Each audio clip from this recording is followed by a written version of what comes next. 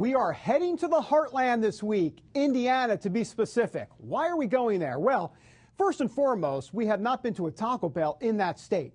But secondly, we want to check in on the hottest Republican primary fight of the season, Senator Richard Lugar versus Richard Mourdock. Lugar is in big trouble. He's been a senator 36 years, and the big national Tea Party groups want to see him gone. They say he's a moderate, and they want a true constitutional conservative. Enter Richard Mourdock. He has a shot to pull it off. He's the state treasurer in Indiana, and we spent some time talking to him about the challenge of pulling off what would be considered a major Tea Party victory. Mr. Lugar's really damaged himself by running an incredibly negative campaign that is the mark of a Washington, D.C. incumbent who's in desperate straits.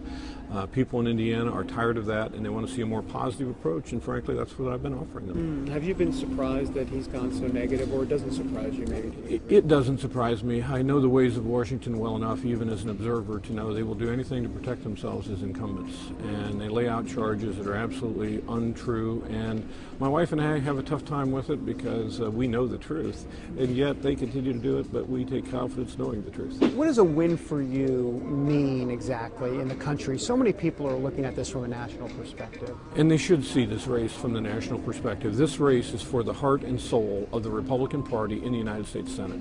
If we get 3 or 4 more conservatives of the likes of Jim DeMint and Marco Rubio and Mike Lee, David Vitter, Ron Johnson, Pat Toomey, if we get a few more gentlemen or ladies like them, we're going to move this country in a more conservative direction. If President Obama is reelected, I don't think he will be, but if he is, we're going to have more conservative control over the Senate, and that's going to change the history of this country. I'm curious, a lot has been said about Dick Lugar in terms of, a moderate record. He's been around for a long time, and the residency issue has come up. What is something that why do you believe there has been, really for the first time in a long time, a serious challenge to him? What's the underlying cause of that exactly? Clearly in politics as in life, timing is everything. The opinion of Congress, as you know, as a whole is down to about 11%. Senator Lugar's been there for 36 years, has became public this year. He hasn't lived in this state in 35 years. Fought a lawsuit to say to the people of Indiana, you can't make me live in Indiana. And when he sent that message, he really sent that idea that he was out of touch with folks here. That's why we're going to win this race. As you might imagine, Senator Lugar has a thing or two to say about his challenger. We managed to catch up with the 80-year-old Lugar in his office up on Capitol Hill. He hasn't been in a political fight for decades, but he's in one now. What is the big difference between you and Richard Mourdock, and why don't you think Richard Mourdock may be suited to take your job, so to speak? Well, let me just say, frankly, that my opponent does not have the qualifications to be a senator because he's simply not done the homework that's required to be effective, whether it be on the jobs issue, the economic issues, international issues, whatever they may be. This takes time and effort, and a good staff can be very helpful if you have not done the homework yourself, but our campaign, unfortunately, has not been one in which we have discussed, really, propositions for jobs or economic security or the creation of new opportunities, or problems of America abroad, the threats that we face from the rest of the world. What do you make of it? What do you make of the Tea Party? I know there's some Tea Party groups that are supporting you. There are others that are not. Yes. But what about not about these groups? What about the movement itself?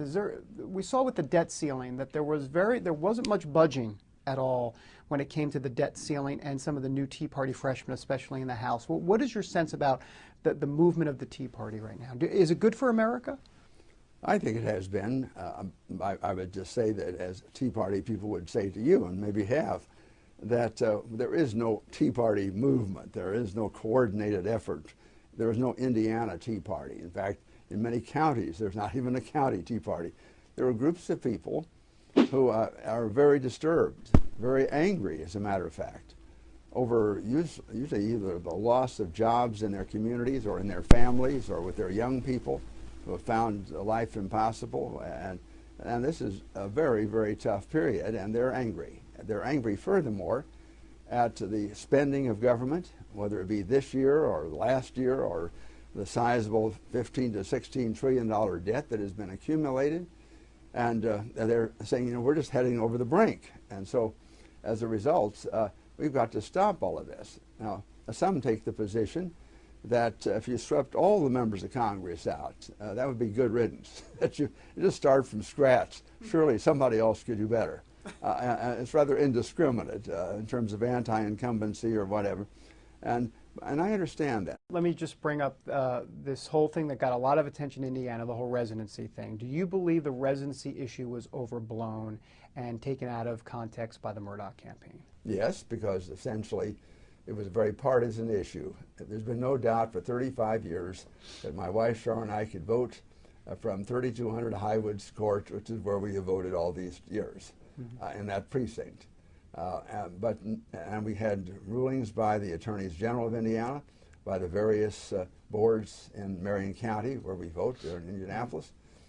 Now suddenly, somebody doing a little negative research comes along and said, we can cause a little bit of trouble here. And so, indeed, although the State Board of Elections had already been challenged, I guess, by some of these folks, that I couldn't even be on the ballot. This is after we got 11,000 some signatures and overdid it. Well, they ruled 4-0. Of course, they can be on the ballot. But at the Marion County board level, there were 3 members, 2 Democrats, 1 Republican. And in a very partisan vote, they voted 2-1 that Lugar may be on the ballot, but he can't even vote.